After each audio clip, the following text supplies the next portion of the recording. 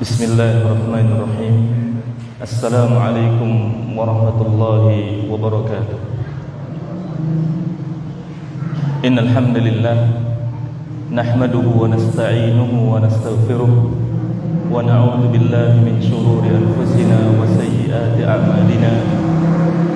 May yahdihillahu fala mudilla lahu wa may yudlil fala hadiya lahu. وأشهد أن لا إله إلا الله وحده لا شريك له وأشهد أن محمدا عبده ورسوله. قال تعالى: يا أيها الذين آمنوا اتقوا الله حق تقاته ولا تموتن إلا وأنتم مسلمون.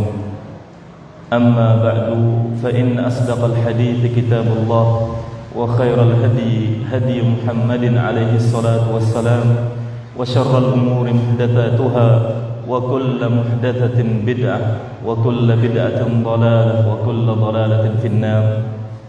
Jamaah kaum muslimin dan muslimat yang senantiasa dimuliakan oleh Allah Subhanahu wa taala. Pertama, marilah kita panjatkan puji dan syukur kita kepada Allah Subhanahu wa taala atas limpahan nikmat, karunia dan rahmat dari Allah Subhanahu wa taala yang begitu banyak kepada kita semua, karena tidak ada satupun nikmat yang kita terima melainkan datangnya dari Allah Subhanahu wa taala. Allah berfirman, "Wa ma bikum min ni'matin faminallah." Dan tidak ada satupun nikmat yang ada pada dirimu melainkan datangnya dari Allah Subhanahu wa taala. Kemudian salawat serta salam semoga senantiasa tercurahkan kepada baginda Nabi Muhammad sallallahu alaihi wasallam, manusia paling mulia, pemimpin para nabi dan rasul. Kemudian kepada keluarga beliau, istri-istri beliau, putra-putri beliau, para sahabat beliau semuanya, dan umat beliau yang mengikuti petunjuk beliau hingga hari kiamat nanti. Jemaah kaum muslimin dan muslimat yang dimuliakan oleh Allah Subhanahu wa taala. Insyaallah taala pada sore hari ini kita akan mengaji bersama, belajar bersama salah satu bidang ilmu agama yang paling penting, yaitu yang berkaitan dengan akidah, dengan keyakinan. Karena masalah akidah adalah masalah yang kaitannya dengan hati. Terlebih lagi akidah seorang hamba yang berkaitan dengan Allah Subhanahu wa taala. Semua ilmu yang menerangkan tentang Allah Subhanahu wa taala adalah ilmu yang paling utama. Oleh karenanya para ulama menyimpulkan sebuah kaidah yang sangat penting. Para ulama berkata, inna syarafal ilmi ma'a syarafil ma'lum. Sesungguhnya kadar keutamaan ilmu itu bergantung kepada tentang apa ilmu itu dipelajari. Kalau ilmu itu berkaitan dengan Allah Subhanahu wa taala dan hak Allah Subhanahu wa taala, maka itu adalah ilmu yang paling utama dalam agama ini. Tidak ada ilmu yang lebih utama dibandingkan ilmu yang mempelajari tentang Allah Subhanahu wa taala, tentang hak Allah Subhanahu wa taala.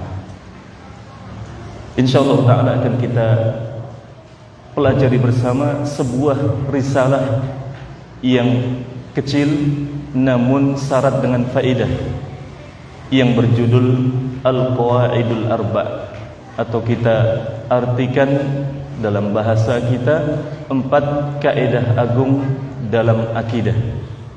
4 kaidah agung dalam akidah yang dirangkumkan oleh penulis Syekh Muhammad bin Abdul Wahhab, semoga Allah merahmati beliau. 4 kaidah tersebut bukan berasal dari pikiran, akal, pendapat penulis, namun berasal dari sumber ilmu yang paling utama, yaitu Al-Quran dan Sunnah Nabi Sallallahu Alaihi Wasallam. Yang dengan memahami 4 kaidah tersebut, seorang muslim dapat memahami secara benar apa itu tauhid. Tauhid ini harus kita pahami, bapak-bapak, ibu-ibu, jamaah sekalian. Tauhid itu harus kita pahami. Kita sebagai seorang muslim harus paham apa itu tauhid. Karena tauhid ini adalah tujuan Allah menciptakan jin dan manusia. Allah menciptakan jin dan manusia untuk bertauhid kepada Allah Subhanahu wa taala. Dalilnya mana? Firman Allah Subhanahu wa taala, "Wa ma khalaqtul jinna wal insa illa liya'budun."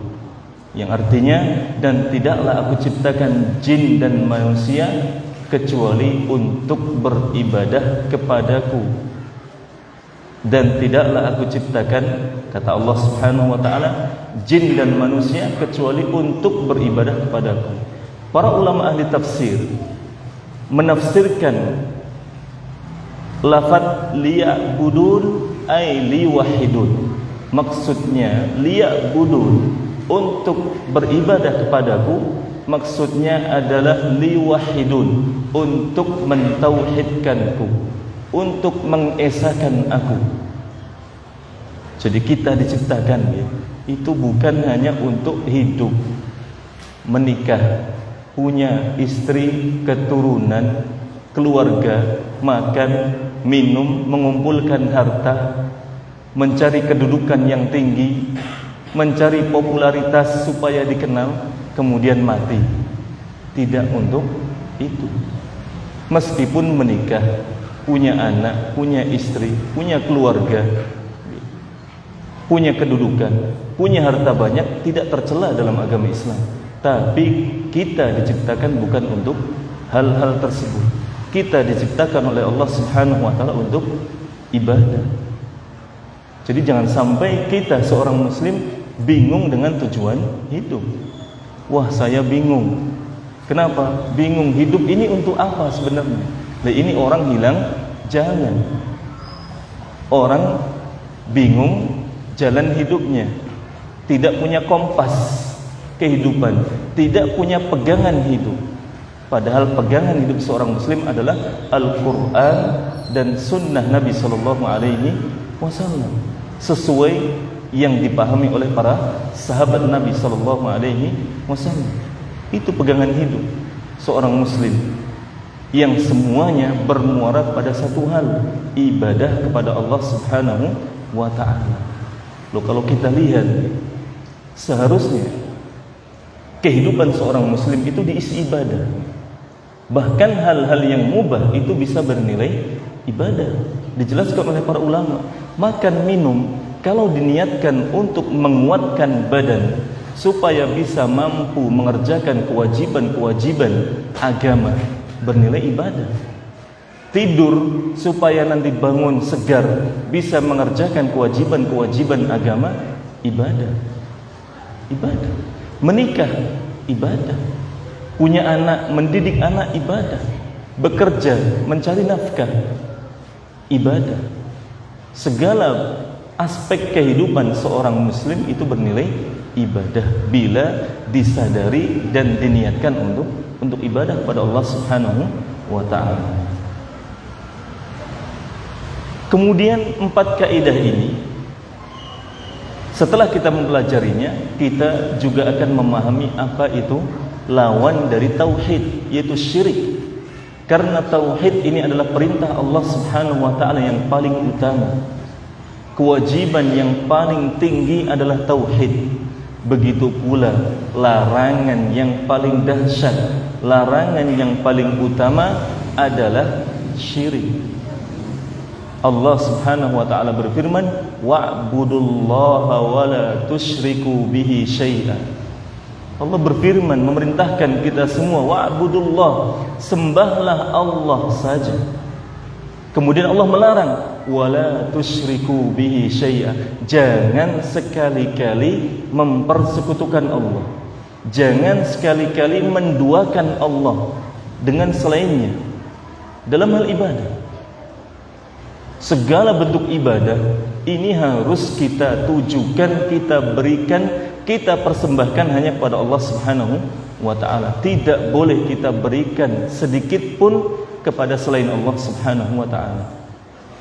Salat, salat kalau niatnya berbelok supaya dilihat, belok jatuh ke dalam syirik asghar.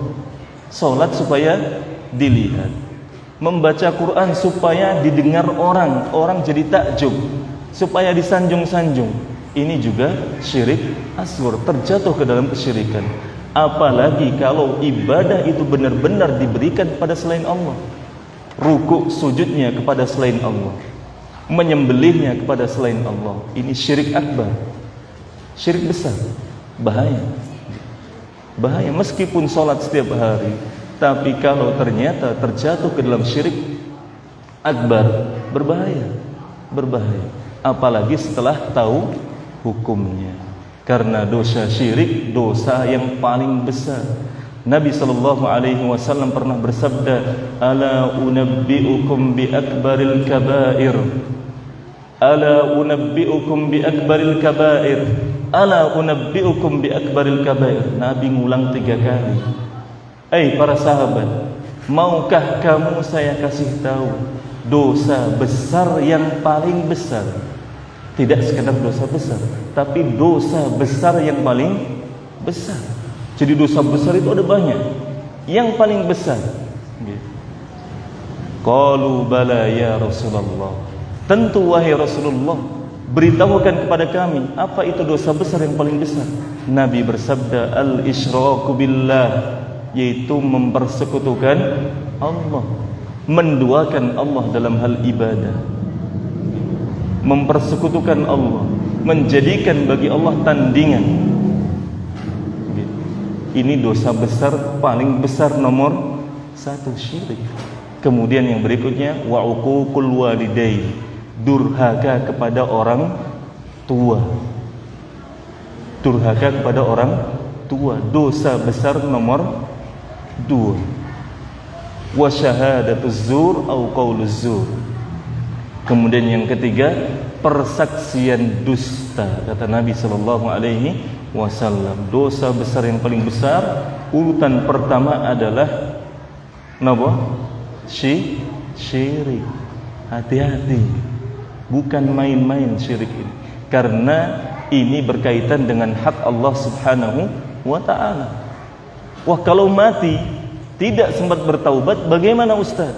Kalau mati tidak sempat bertaubat sedangkan dia tahu hukum kesyirikan, maka dia akan kekal di dalam neraka. Wah, dalilnya mana? Firman Allah Subhanahu wa ta'ala, innallaha la yaghfiru ay yushraka bihi wa yaghfiru ma duna dzalika liman yasha.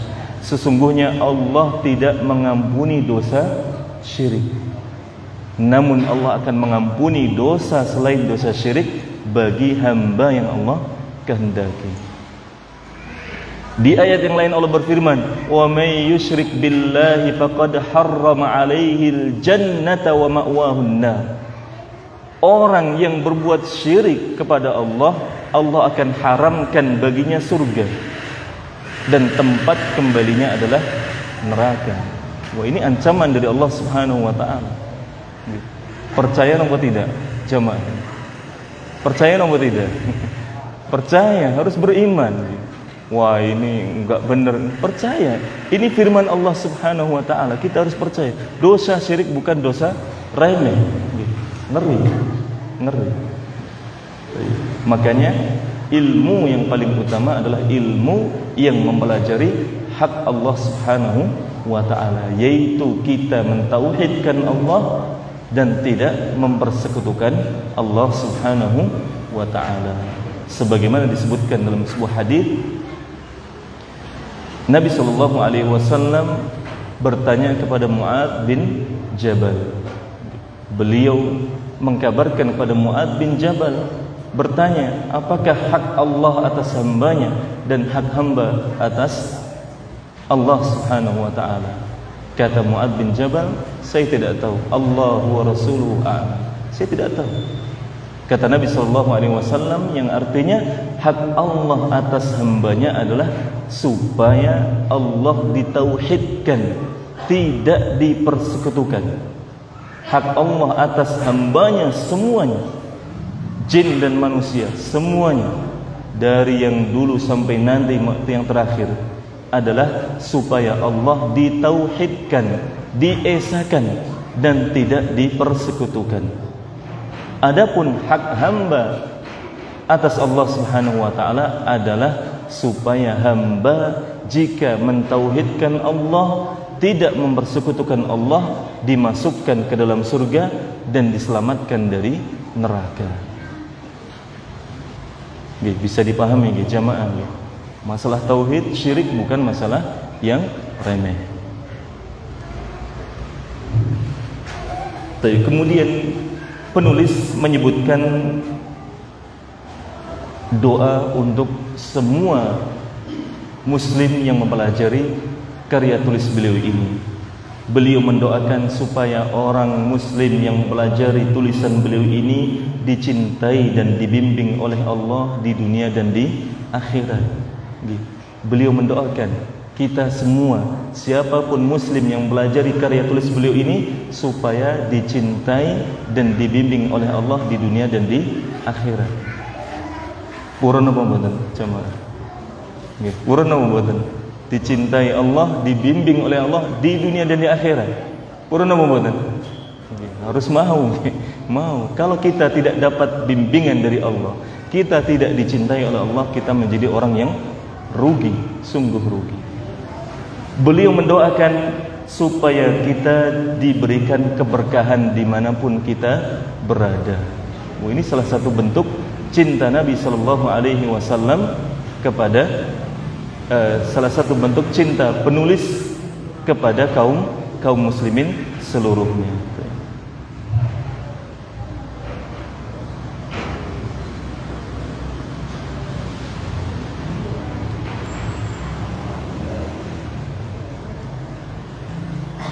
Kemudian beliau juga mendoakan yang ketiga, supaya kita semua dijadikan hamba yang senantiasa mensyukuri nikmat.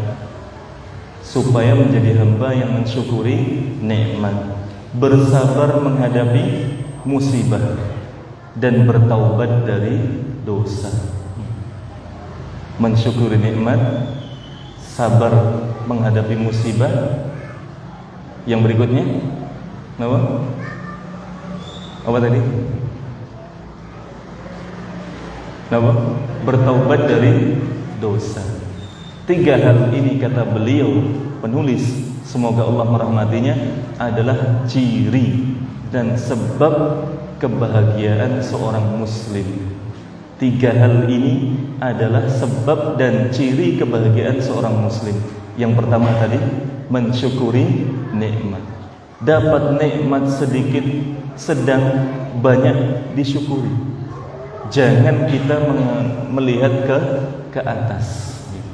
Dalam hal nikmat Allah, jangan kita melihat ke atas.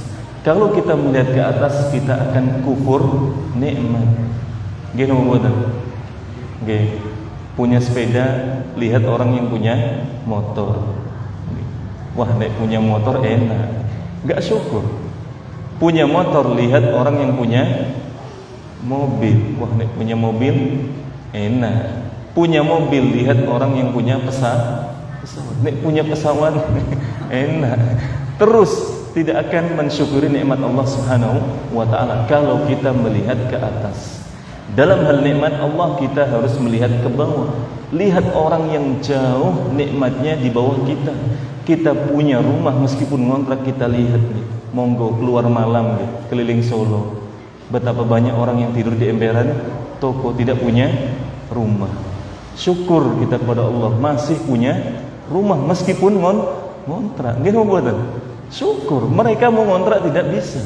Tidak bisa. Nggih, seperti itu.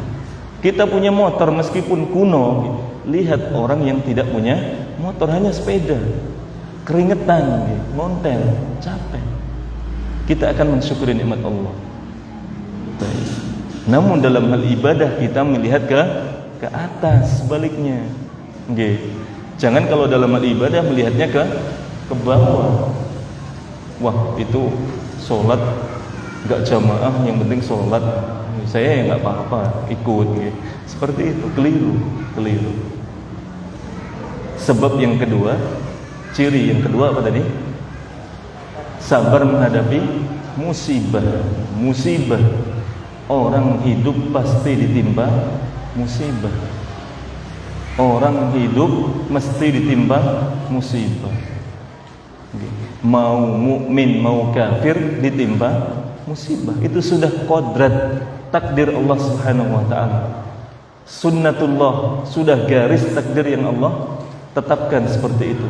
Bahkan Nabi sallallahu alaihi wasallam menyebutkan orang yang paling besar, paling berat cobaan dan ujiannya adalah para nabi.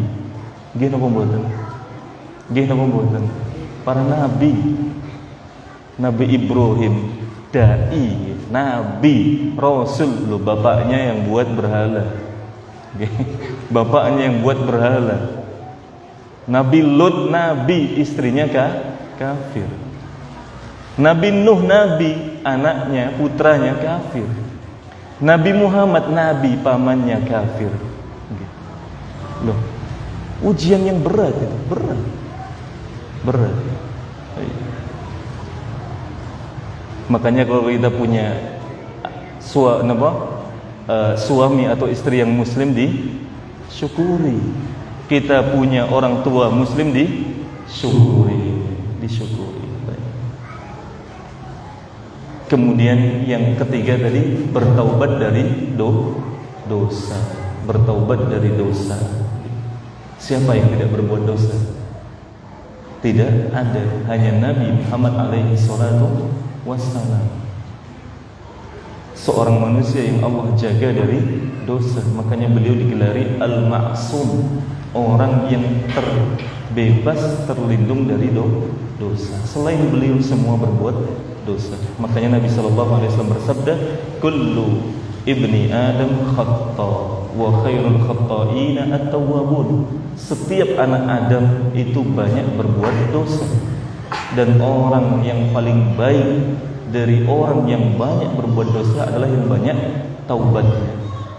Kita semua banyak berbuat dosa, tapi kita juga harus wajib memperbanyak taubat. Tiga hal ini menjadi sebab dan ciri kebahagiaan seorang muslim.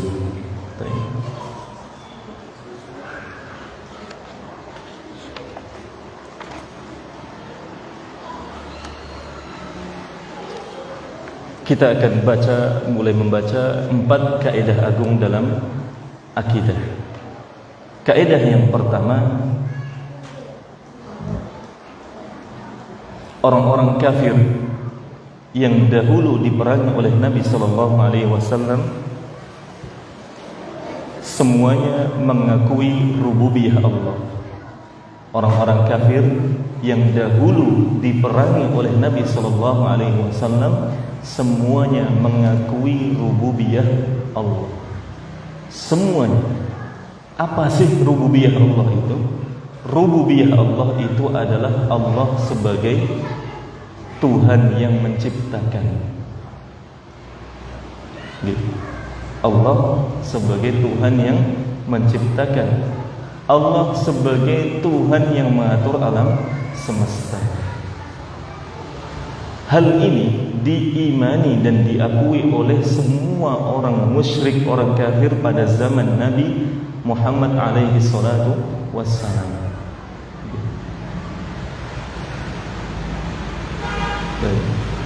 Namun ini tidak bermanfaat sama sekali bagi mereka.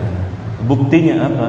Buktinya mereka tidak keluar dari kekafiran dan masuk pada agama Islam. Nabi tetap mencap mereka sebagai kaum kufar, orang-orang kafir, kaum musyrikin.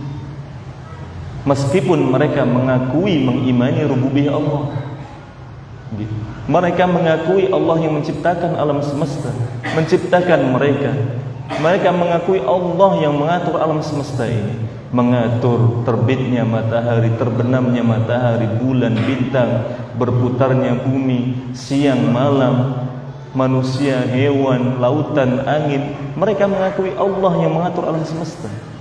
Bahkan mereka mengakui yang menurunkan hujan hanya Allah, yang menahan hujan hanya Allah. Lah kok di zaman sekarang ada sebagian kaum muslimin yang percaya ada pawang hujan. Lu di mana akidahnya? Akidahnya kemana? Orang kafir, orang musyrik zaman Nabi saja meyakini yang bisa menurunkan hujan, yang bisa menahan hujan, mindahkan hujan itu hanya Allah. Selain Allah tidak bisa. Tidak ada Abu Lahab bawa mangkok nggak terhujan, nggak ada. Loh kok di zaman secanggih ini sebagian kaum muslimin percaya adanya pawang hujan? Pripun jamaah? Masuk di akal sehat napa mboten? Tidak masuk. Lu muslim loh. Muslim. Lu orang kafir zaman dulu saja tidak meyakini itu. Kok muslim di zaman secanggih ini? Semua ilmu pengetahuan serba mudah didapatkan. Kok mengakui ada pawang hujan, bisa nurunkan hujan, bisa nahan hujan, bisa mindahkan hujan. Ini kerusakan akidah yang menyebar di masyarakat kaum muslimin. Bukti yang lain lagi bahwa pengakuan rububiyah orang-orang musyrikin zaman Nabi tidak bermanfaat. Nabi tetap memerangi mereka. Semua diperangi oleh Nabi sallallahu alaihi wasallam. Padahal dalam firman Allah Subhanahu wa taala, mereka mengakui Allah yang menciptakan langit dan bumi. Allah Subhanahu wa taala berfirman, "Qul may yarzuqukum minas sama'i wal ardh."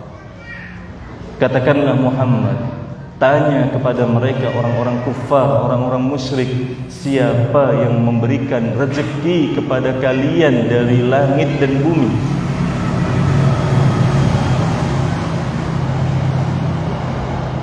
Amman yamliku sam'a wal absar? Siapa yang memiliki pendengaran dan pendengaran dan penglihatan? Wa man yukhrijul hayya minal mayyit wa yukhrijul mayyita minal hayy? Siapa yang bisa mengeluarkan yang hidup dari yang mati, mengeluarkan dari yang tadinya mati menjadi hidup? Wa may yudabbirul amr? Siapa yang mengatur segala urusan? Fasayaquluna Allah. Maka mereka menjawab Allah. Hanya Allah yang mampu. Faqul afala tattaqun? Katakan lagi kepada mereka, wahai Muhammad, kalau begitu kenapa kalian tidak bertakwa? Kenapa kalian tidak masuk Islam? Loh, kalian mengakui Allah yang menciptakan, Allah yang menghidupkan, Allah yang mematikan, Allah yang memberi rezeki, Allah yang mengatur segala urusan. Hanya Allah. Kalian iman itu. Kalau begitu kenapa tidak mau beriman, masuk Islam? Artinya mereka tetap dihukumi sebagai musyrik, kafir oleh Nabi sallallahu alaihi wasallam. Sehingga dari kaidah yang pertama ini kita mendapatkan kesimpulan bahwa tauhid itu tidak cukup tauhid rububiyah. Karena tauhid dirangkum, diringkaskan oleh para ulama dari dalil Al-Quran dan hadis Nabi SAW. Itu ada 3 aspek tauhid. Yang pertama rububiyah, kita iman Allah yang menciptakan, Allah yang memberi rezeki, Allah yang menghidupkan, Allah yang mematikan, Allah yang mengatur segala urusan. Yang kedua tauhid uluhiyah, kita mengesahkan Allah dengan beribadah hanya kepada Allah. Ada tauhid uluhiyah, kita mengesahkan Allah dengan memberikan segala bentuk ibadah hanya kepada Allah. Orang musyrikin ketika Nabi ajak ayo menyembah kepada Allah, mereka berkata sebagaimana yang difirmankan oleh Allah, aja'alal alihata ilahan wahidah inna hadza la syai'un ujab. Lo Muhammad ini datang-datang masih muda, mau ngajak kita nyembah kepada satu Tuhan. Padahal kita sebelumnya punya Tuhan banyak, berhala-berhala disembah oleh mereka. Kita ini biasanya nyembah berhala-berhala, Tuhan-Tuhan yang banyak. Kok tiba-tiba ini Muhammad anak muda kemarin sore ngajak kita nyembah satu Tuhan. Aneh ini Muhammad. Dakwahnya Muhammad ini aneh. Nggih napa boten? Kemudian Nabi difitnah oleh mereka sebagai orang gila, penyair, dukun, penyihir dan seterusnya. Padahal belum mengajak mereka untuk nyembah hanya kepada Allah. Ini tauhid uluhiyah yang orang-orang musyrikin zaman Nabi tidak mau mewujudkannya. Kalau tauhid rububiyah hanya mengakui Allah yang menciptakan, Allah yang memberi rezeki, mereka mau. Tapi kalau diajak ibadah, ayo ibadah hanya untuk Allah, oh enggak. Karena biasanya kita beribadah kepada Tuhan-Tuhan yang banyak. Inilah agama nenek moyang, keturunan, tradisi yang sudah turun-temurun dari nenek moyang kita. Masa kita mau ikut anak muda baru kemarin sore? Ini alasan mereka. Ini kaidah yang pertama, bahwa orang kafir yang dahulu diperangi oleh Nabi sallallahu alaihi wasallam semuanya mengakui rububiyah Allah.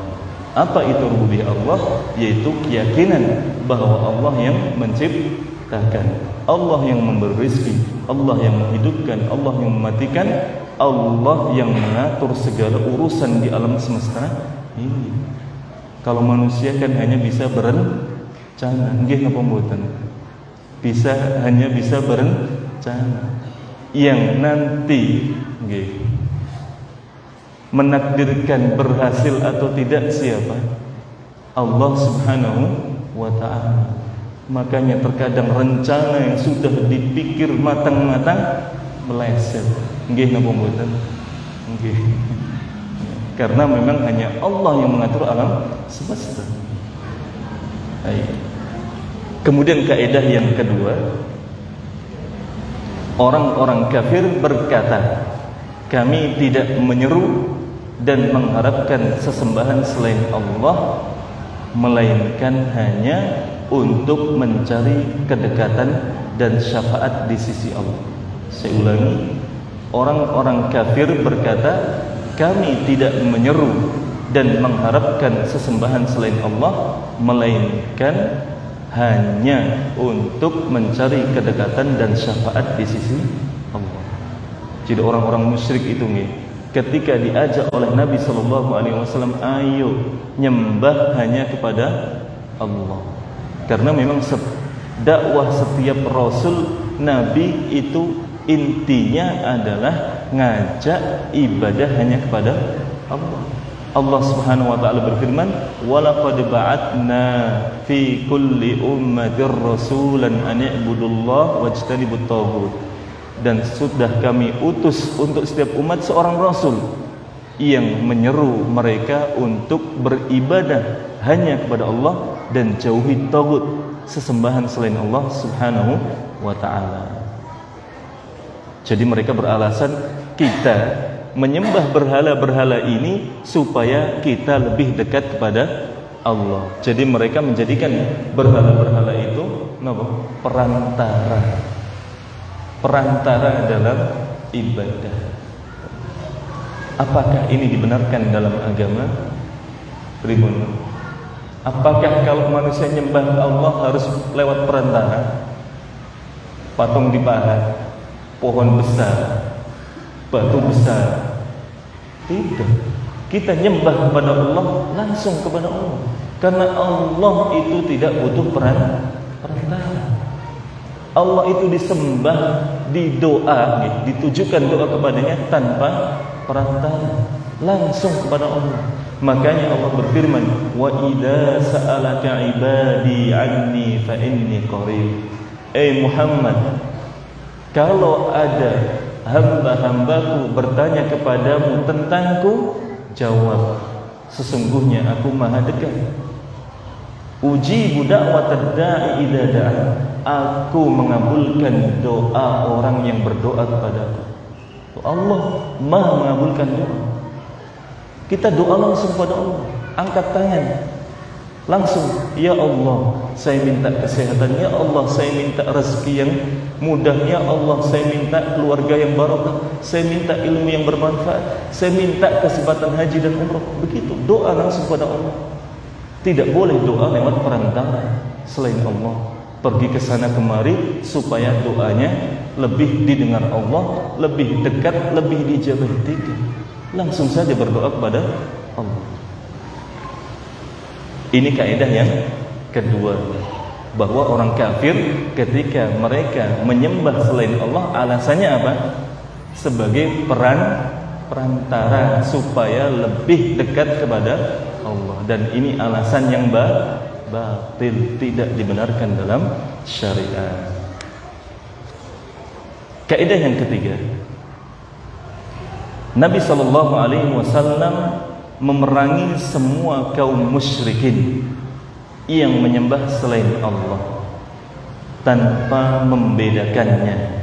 Nabi SAW memerangi semua kaum musyrikin tanpa membedakannya, karena orang-orang musyrik itu sesembahannya macam-macam. Ada yang nyembah malaikat, ada yang nyembah nabi, ada yang nyembah orang soleh, ada yang nyembah pohon, ada yang nyembah batu, ada yang nyembah matahari, bulan dan lain sebagainya. Bahkan di beberapa wilayah di luar negeri, di negara sana di luar negeri, ada yang nyembah kera, ada yang nyembah tikus, ada yang nyembah sapi, ada yang nyembah ular dan sebagainya. Loh, mana akidahnya? Kemana akidahnya? Manusia dibedakan oleh Allah dari makhluk-makhluk lainnya dengan akal sehat. Masa manusia nyembah hewan? Lu mulia mana manusia dengan hewan? Mulia sinten gitu? Manusia apa hewan? Manusia. Kok bisa-bisanya manusia nyembah hewan? Inilah kalau akidah sudah rusak, parah. Nyembah itu yang maha kuasa, maha mengetahui, maha mendengar, maha melihat, maha mengabulkan doa, maha kuat, maha perkasa. Allah Subhanahu wa ta'ala maha memiliki segala. Allah Subhanahu wa ta'ala. Ini kaidah yang ketiga, bahwa Nabi memerangi semua kaum musyrikin tanpa membedakannya apa yang disembah. Tidak, semuanya dihukumi musyrik dan wajib diperangi oleh Nabi sallallahu alaihi wasallam. Allah Subhanahu wa taala berfirman, "Wa qatiluhum hatta la takuna fitnah wa yakuna ad-dinu lillah." Dan perangilah mereka orang-orang musyrikin sampai tidak tersisa fitnah, yaitu kesyirikan, dan sampai agama itu hanya untuk Allah Subhanahu wa ta'ala, yaitu agama Islam. Sampai hanya tersisa agama Islam saja. Namun ingat, jihad memerangi kaum musyrikin harus dengan pemimpin penguasa yang sah. Tidak kesana kemari bawa bahan peledak. Ini bukan jihad, ini terorisme. Jadi jihad yang syar'i itu yang dipimpin oleh penguasa yang sah. Kita di negara republik ada presiden yang menentukan hal tersebut. Tidak dibenarkan kesana kemari bawa bahan peledak. Ini bukan jihad, tapi ini terorisme yang tidak dibenarkan dalam agama Islam. Wah, pelakunya muslim, Ustaz. Iya. Rusak pikirannya, rusak akidahnya, makanya menghalalkan yang diharamkan oleh Allah. Kaidah yang keempat, kaum musyrikin di zaman ini lebih parah kesyirikannya. Kaidah yang keempat, kaum musyrikin di zaman ini lebih parah kesyirikannya daripada kaum musyrikin zaman dulu. Loh, bagaimana penjelasannya? Penjelasannya kata beliau, semoga Allah merahmati beliau, orang-orang musyrik zaman dulu berbuat syirik hanya saat lapang. Orang-orang musyrik zaman dulu berbuat syirik hanya saat lapang. Namun saat mereka sempit, kondisi darurat, kondisi terjepit, mereka hanya menyeru kepada Allah. Wah, dalilnya mana? Allah berfirman, فَإِذَا رَكِبُوا فِي الْفُلْكِ دَعَوُا اللَّهَ مُخْلِصِينَ لَهُ الدِّينَ فَلَمَّا نَجَّاهُمْ إِلَى الْبَرِّ إِذَا هُمْ يُشْرِكُونَ. Bila mereka menaiki bahtera, perahu, kapal, kemudian bertiup badai, ombak, mereka berdoa kepada Allah, ya Allah selamatkanlah kami, ya Allah selamatkanlah kami. Siapa yang diseru, siapa yang didoakan? Yang didoa Allah. Orang musyrik zaman dulu. Tapi ketika mereka telah diselamatkan oleh Allah ke daratan, mereka balik lagi ke kesyirikan. Sudah selamat, balik lagi, sudah lapang, datang ke sesembahan selain Allah. Namun orang musyrikin zaman ini mau sempit mau lapang selalu berbuat syirik. Nggih napa mboten? Nggih napa mboten? Sempit nggih. Susah rezeki ini. Napa? Sepi tokone, warunge, kemana? Nggih. Cari orang pintar, jaluk gembolan, jimat, syirik. Nggih. Cari air suci, ditabur-tabur, disiram-siram sekitar toko, syirik. Loh, apa Nabi pernah seperti itu? Apa Nabi pernah mengajarkan seperti itu? Itu semua dari dukun, dan dukun temannya setan. Ngeri. Lapang juga lambah lagi. Akhirnya warungnya rame, nopo manjur dukunnya. Gimana mboten? Sepi warungnya, cari dukun, minta jimat. Giliran warungnya rame, mancur jimate. Syirik lagi. Padahal seorang muslim sempit, mintanya kepada Allah. Dikasih sama Allah, syukurnya kepada Allah. Makanya Allah tadi berfirman, "Wa ma bikum min nikmatin fa minallah." Tidak ada satu nikmat pun yang ada pada kamu melainkan dari Allah, bukan karena yang lain. Wah, toko saya ramai karena saya pintar dagang. Karena Allah lariskan tokonya jenengan, bukan karena jenengan pintar dagang.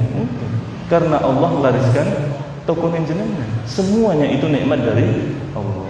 Ini kaidah yang keempat. Orang musyrik zaman ini lebih parah kesyirikannya dibanding orang musyrik zaman dulu. Nah, 4 kaidah ini kalau kita pahami dengan benar, insya Allah kita bisa memahami tauhid. Lawannya syirik. Jadi minta hanya kepada Allah. Boleh pakai perantara? Napa mboten? Lewat perantara napa mboten? Tidak boleh. Langsung kepada Allah. Minta langsung kepada Allah. Jangan kesana kemari. Cari perantara. Ini loh masjid dekat. Sholat 2 rakaat. Baca Al-Quran, tengadahkan tangan, panggil ya Allah, saya sakit, keluarga saya sakit, berikanlah kesembuhan. Ya Allah, rezeki saya sulit, mudahkanlah rezeki saya. Begitu. Bukan kesana kemari cari tempat barokah. Enggak, itu tidak diajarkan oleh Nabi SAW. Kalau sudah diajarkan oleh Nabi, tentu akan ada hadis-hadis yang menerangkan Nabi kesana kemari cari tempat berkah, mengajak para sahabat. Gak ada hadisnya. Kalau mau berdoa kepada Allah, langsung saja kepada Allah Subhanahu wa ta'ala. Semoga Allah Subhanahu wa ta'ala melindungi kita dan kaum muslimin dari dosa kesyirikan dan memberikan kepada kita pemahaman akidah yang benar. Door prize ya, pertanyaan. Boleh lihat buku atau buatan? Boleh, karena bukan ujian sekolah. Boleh lihat buku. Ada 5 ya. Mau di anu? Tiga atau putra. 3 putra, 3 putri. Bapak-bapak dulu atau ibu-ibu dulu? Bapak-bapak dulu nggih. Pripun bapak-bapak? Jenengan riyen apa ibu-ibu riyen? Oh, bapak-bapak kalem lagi. Ngalah gitu. Ibu-ibu dulu nggih. Boleh lihat catatannya. Catatannya dilihat. 3. Pertanyaan pertama, apa ada? Enggak ada nih. Apa judul kajian sore hari ini? Monggo ibu-ibu yang mau jawab. Pertanyaan pertama, apa judul kajian kita sore hari ini? Ada mic-nya nggih? Ada mic-nya? Enggak ada mic-nya? Itu ada ibu angkat tangan nggih.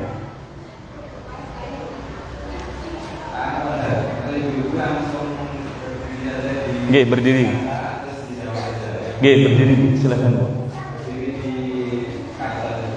Nggih.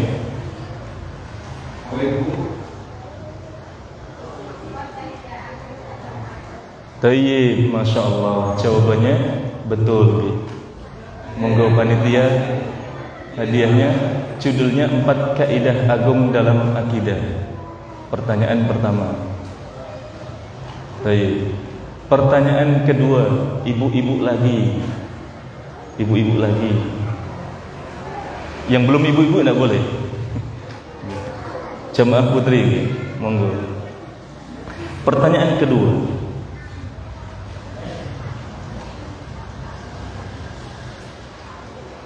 Sebutkan satu ciri atau sebab kebahagiaan seorang muslim. Oke, ibu-ibu yang lain yang sudah jawab sudah. Oke, monggo. Ada mic-nya? Oke, kalau ada mic-nya alhamdulillah. Oke. Sebutkan satu sebab atau ciri kebahagiaan seorang muslim, satu saja. Oke. Masya Allah, disebutkan semuanya. Alhamdulillah. Saya minta satu karena khawatir catatannya tidak lengkap. Alhamdulillah disebutkan 3-3-nya. Nomor tadi mensyukuri nikmat, bersabar menghadapi musibah, dan bertaubat dari dosa. Jawabannya betul. Silakan panitia. Kemudian soal ketiga.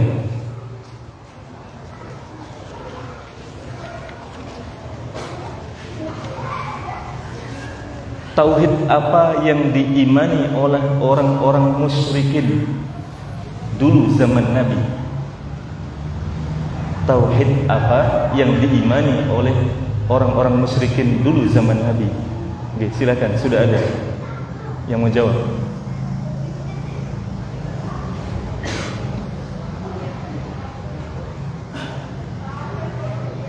Tauhid rububiyah. Oke, jawabannya benar, Masya Allah. 3-3-nya benar dijawab oleh ibu-ibu. Masya Allah, monggo panitia. Ada panitia putri? Ada panitia putri? Ada, alhamdulillah. Sekarang kita pindah ke jamaah putra. Jamaah putra. Sulit nggak? Yang sulit kalau yang putra nih.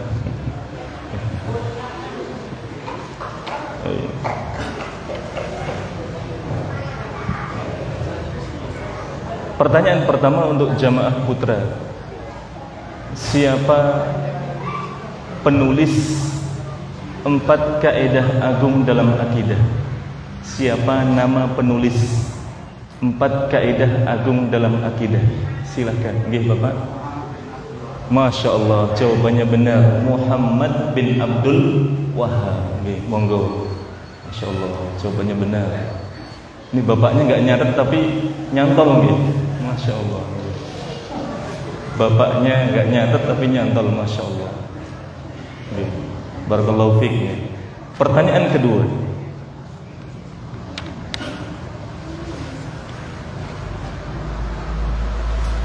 Apa alasan orang-orang musyrik menyembah selain Allah?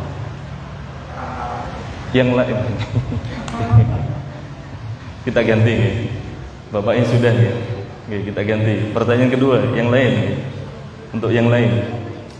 Oke, harus yang lain nggih. Nggih, yang lain. Biar semuanya dapat nggih. Baik.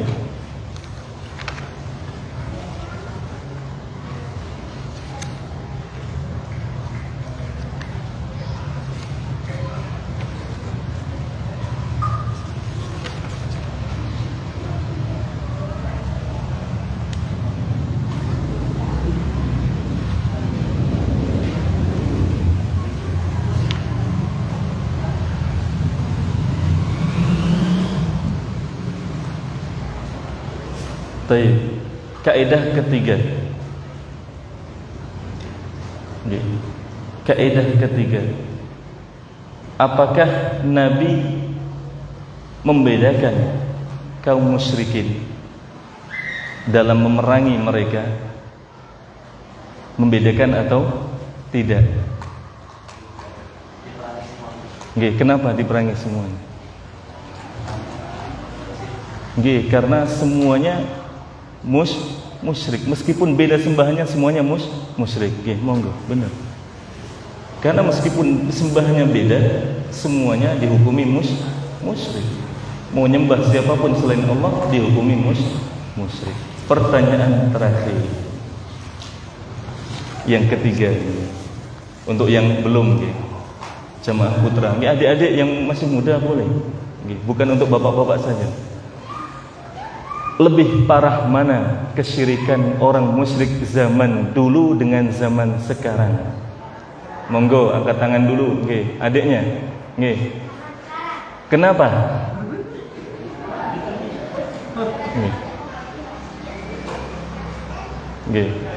Kenapa?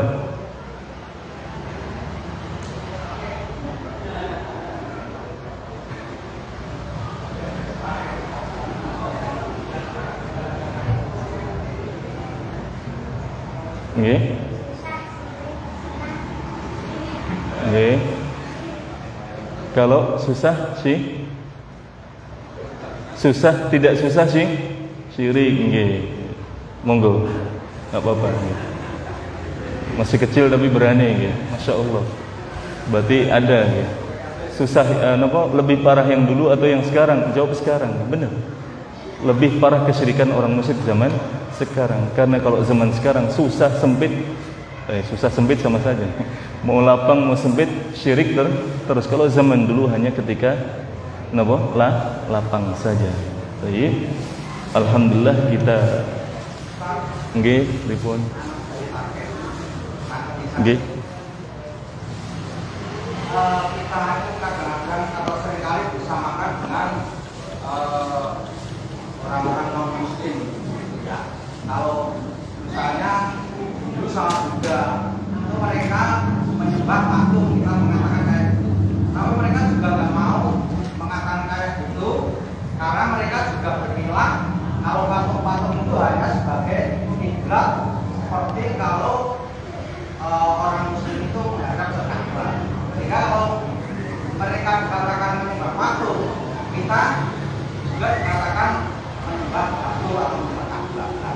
Itu seringkali dalam perdebatan atau dalam perbincangan di masyarakat, orang muslim sama yang lain itu dasarnya podo lain. Kalau mereka patung itu katanya hanya sebagai kiblat. Kemudian kalau kita juga nek aku diarani nyembah patung, berarti kok ya nyembah Ka'bah. Nah, ini terus bagaimana hubungannya dengan tadi ketahuan kita menyembah Ka'bah? Masya Allah, pertanyaannya sangat bagus sekali. Memang sangat bagus sekali, dan ini syubhat. Syubhat itu doktrin untuk menyesatkan, akidah kaum muslimin. Tadi sudah jelaskan, orang muslim bilang orang-orang kafir nyembah selain Allah, padahal mereka juga nyembah selain Allah. Nyatanya pada haji ke Mekah, ke Masjidil Haram, Sholat ya harus menghadap arah Ka'bah. Kan mereka nyembah Ka'bah. Penjelasannya bagaimana? Agama pertama, agama itu harus didasari dengan dalil. Dalil itu adalah Quran dan hadis Nabi sallallahu alaihi wasallam. Donek jenengan punya dalil nggih monggo. Nyatanya mereka tidak punya dalil. Lo katanya mereka mengikuti syariat Nabi sebelumnya, Nabi Isa, Nabi Musa. Semua agama para nabi tidak ada yang mengajarkan menyembah kepada selain Allah. Nggih napa mboten? Mau Nabi Ibrahim, Nabi Nuh, Nabi Lut, Nabi Musa, Nabi Isa, bahkan Nabi Isa yang dijadikan Tuhan oleh kelompok agama tertentu, itu juga menyeru kepada Allah, ayo sembah Allah. Makanya ketika mereka ditantang, datangkan ayat suci dari kitabmu yang Isa berkata, aku Tuhan, sembahlah aku. Gak ada yang bisa, karena memang tidak ada. Gitu. Jadi yang mereka alasan kiblat, yang mereka sembah memang selain Allah, karena mereka tidak pernah nyebut Allah. Gini pembuatan ibadah itu kan kita memuji Allah. Kalau yang dipuji ternyata selain Allah, nyembah siapa? Selain Allah. Kita sholat menghadap Ka'bah, apakah kita nyembah Ka'bah? Tidak. Wa Allahu Akbar. Loh, kita muji Allah. A'udzu billahi minasyaitonir rajim. Allah lagi yang disebut, dipuji. Bismillahirrahmanirrahim. Alhamdulillahirabbil alamin. Allah terus sampai pada ayat iyyaka na'budu wa iyyaka nasta'in. Hanya kepadamu ya Allah saya beribadah, dan hanya kepadamu saya mohon pertolongan. Allah yang dituju. Loh, kenapa kita menghadap Ka'bah? Karena itu perintah Allah. Kalau kita diperintahkan oleh Allah menghadap ke bangunan lain, kita akan menghadap. Bukan karena kita menyembah bangunan itu, bukan, tapi karena itu perintah Allah. Sami'na wa ata'na. Kita dengar perintah Allah dan kita taati. Makanya ada perkataan yang sangat bagus sekali dari Umar bin Khattab radhiyallahu anhu ketika beliau tawaf mengelilingi Ka'bah. Ketika beliau mencium Hajar Aswad, beliau berkata dengan suara lantang yang artinya, sungguh saya tahu Hajar Aswad, kamu itu hanya sebongkah batu yang tidak bisa memberikan manfaat, tidak bisa menolak mudarat. Kalau bukan karena saya pernah melihat Nabi Muhammad sallallahu alaihi wasallam menciummu, saya tidak akan menciummu. Ini perkataannya Umar bin Khattab. Bukan karena Umar nyembah batu Hajar Aswad, bukan. Karena apa? Ngikuti syariatnya Nabi Muhammad. Jadi kita bukan nyembah Ka'bah. Ada yang bilang gitu, jelaskan Pak. Harus yakin. Saya enggak nyembah Ka'bah. Buktinya apa? Saya tidak pernah dalam sholat saya muji-muji Ka'bah. Enggak pembuatan. Apakah pernah dalam sholat ada doa muji-muji Ka'bah? Minta pada Ka'bah? Enggak ada. Yang dipuji Allah, yang ditujukan doa hanya Allah. Adapun mereka orang-orang non-muslim, orang-orang kafir, mereka ketika mereka menuju satu sesembahan yang memang itu yang dituju. Makanya ketika Nabi Muhammad SAW mengajak orang-orang musyrikin Quraisy, ini berhala ditinggalkan, ayo hanya beribadah kepada Allah. Kata mereka apa tadi dalam ayat? Aneh si Muhammad, masa kita diajak nyembah hanya satu Tuhan, wong kita Tuhannya banyak. Ajaran nenek moyang kita itu nyembah Tuhan banyak, berhala-berhala ini. Makanya ketika berhasil penaklukan kota Mekah, Nabi dan para sahabat menghancurkan patung-patung tersebut, sehingga Masjidil Haram bersih dari namanya berhala dan kesyirikan. Ini loh agama Islam. Jadi bukan kita nyembah Ka'bah, bukan. Lah pripun? Apakah kita pernah merasa nyembah Ka'bah? Kan enggak. Jadi itu memang perang pemikiran Bang. Doktrin untuk menyesatkan akidah kaum muslimin. Makanya pentingnya belajar ilmu akidah supaya kita tidak tersesat. Kalau akidah sesat, wah sudah rusak. Semoga bisa dipahami Pak. Sudah cukup nggih. Kita cukupkan sekian. Alhamdulillah, semoga Allah Subhanahu wa taala memberikan kita ilmu yang bermanfaat. Kita akhiri dengan doa kafaratul majlis. Subhanakallahumma wa bihamdika asyhadu an la ilaha illa anta astaghfiruka wa atubu ilaik. Wa sallallahu wasallam ala nabiyyina Muhammad. Wassalamu alaikum warahmatullahi wabarakatuh.